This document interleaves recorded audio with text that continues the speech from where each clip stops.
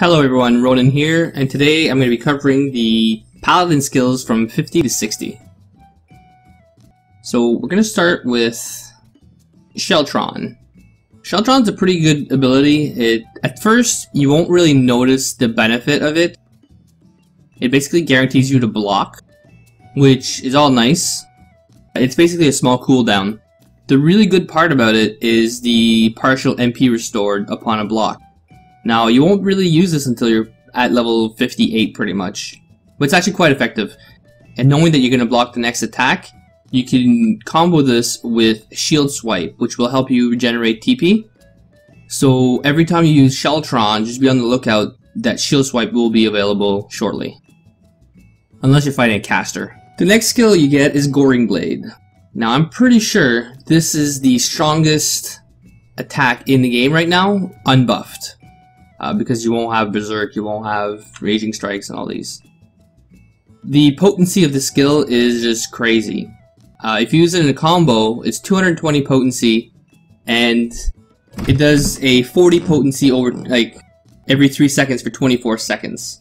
Goring Blade is 540 potency for an attack. Now it's a dot.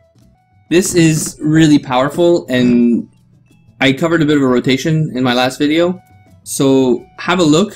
You basically want to use Goring Blade twice during your fight or flight. That way you can maximize the potential for your DPS. Next skill you get is Divine Veil. Now I found that skill a little underwhelming. It's basically Succor for the party, but it's based off your maximum HP. Now, you can't heal yourself to activate this ability. You have to receive a heal from somebody, so this is really only useful in a raid scenario. I would use this. Now, the way that I would use this, since I play Warrior mainly, I use Convalescence to create almost a similar effect.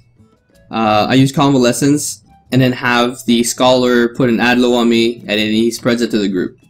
Well, this would be a similar way to do this, except that it could be an extra shield. It could be like a really emergency stone skin too, because it's based on your HP. So basically you cast Divine Veil, and within 30 seconds, one of your healers has to cast a healing spell on you. Now just to show, I'm going to use Clemency on myself. It's not going to do anything. But now the part that I don't like about Divine Veil, the barrier goes to your party. I'm pretty sure you do not receive the barrier.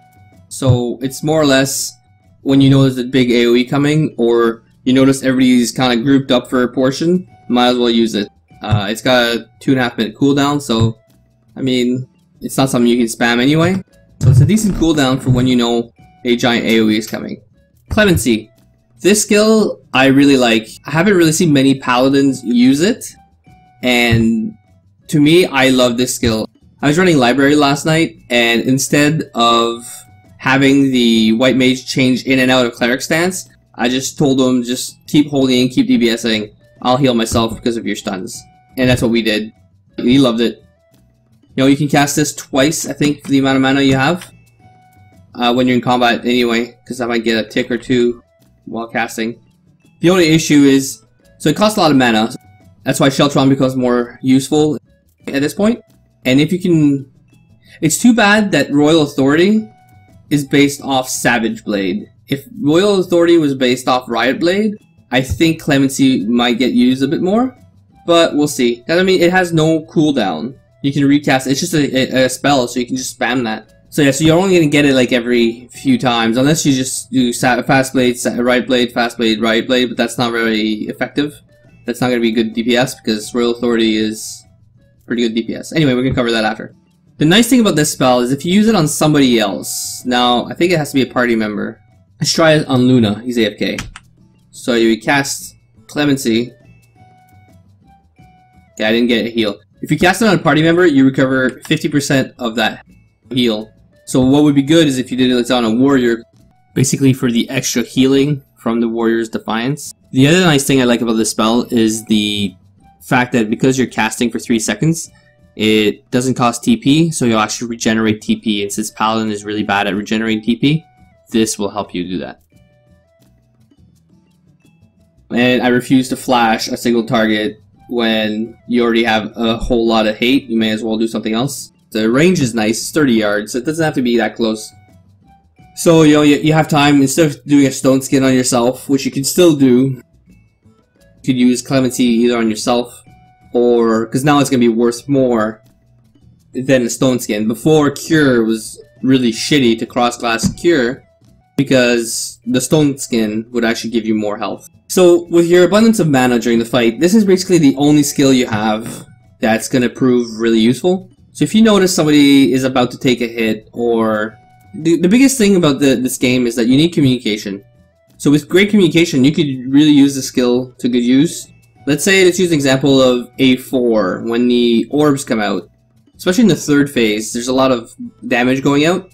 And instead of going and get the orbs, you could either heal one of the healers, you know, just to help them out, or you could heal one of the DPS. You just call it out and say, okay, whoever's getting orbs, I got him, and you can cast your 2 heals on him.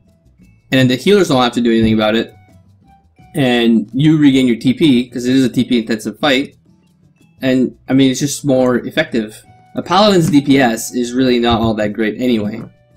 Now, the only thing... So now we're mid-combo. If you use Clemency, it does reset your combo. So just be aware of that. But you're not using this skill for boosting DPS or anything. You're just trying to be more helpful and more utility to your group. I spam Clemency and Fates. I've done a few Fates to level up while I was waiting for dungeons. It got me to gold a lot, so even though I was by myself, I wasn't in a party. So it was really helpful there. Now, another thing to note, and people in this FC called me a liar, essentially. They were saying that there's no way that Clemency is based off strength. So here we go. So your 1200 in potency. So 4800. Now I'm wearing a full strength build. 4800.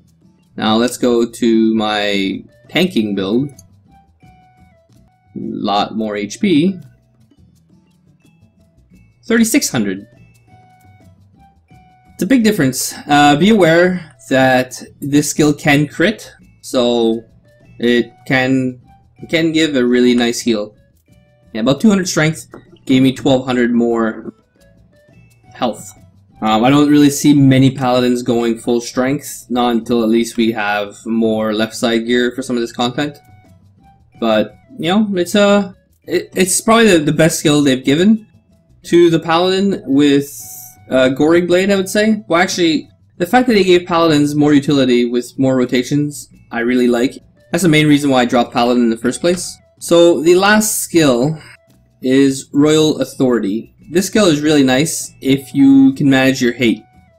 This is where I'm kind of conflicted. Rage alone is 260 potency, which is fairly low. I mean, it's not that bad. Your tank, big deal. Royal Authority is 340, and it's really nice. The only thing I don't like about that is that Rage alone also reduces the target's strength by 10%. Now, Paladins always had just a 1 rotation, so the reduced strength was always active.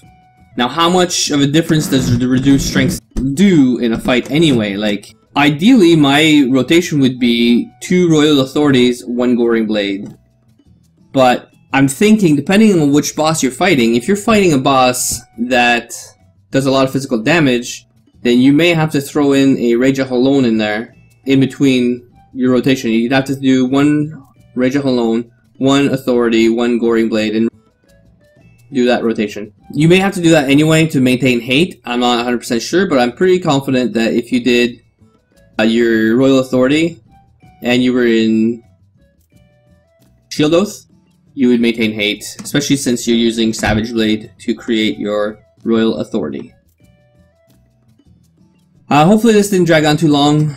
Thank you all for watching. I really appreciate you guys' support. Comment a bit on the cross-class skill real quick.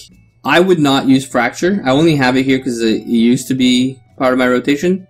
But because of your TP consumption, because it's not as strong as the Warrior's Dot, and normally on a Paladin you're not really disconnecting from the boss that much, I wouldn't use Fracture because it also costs 80 TP. But I don't really have anything else that I'd want to bring on to the table. I guess Protect, if you're by yourself now, I mean, everybody's got the same protect now. It's not just white mage only. Raise is not usable in combat, but if you see somebody else laying on the ground, then, you know, maybe, you know, use res. There's not really much for the cross-class skills that stand out. So I just want to put that out there. So as always, thank you all for watching. I really appreciate the support. I got a few more videos I got to put up, and now I'm working on my Dark Knight because I want to have all 3 tanks to be able to personally compare all 3 tanks and what I think that they're capable of. Right now, I really like the Warrior because I don't have to rely on TP. That's the only complaint I have with Paladin right now. It's got great cooldowns. It's got a few good skills for your party. Why am I looking at the mic? I should be looking at the camera. And with good practice, I've seen Paladins do some pretty interesting DPS. The thing is, a lot of them are tanking in Sword Oath, so... I mean, if the healers can keep you up, why not? I mean, it's 20% damage reduction. In my opinion, Paladin's got a nice upgrade. As always, thank you all for watching. Don't forget to subscribe, and come check us out on Twitch. Have a great night.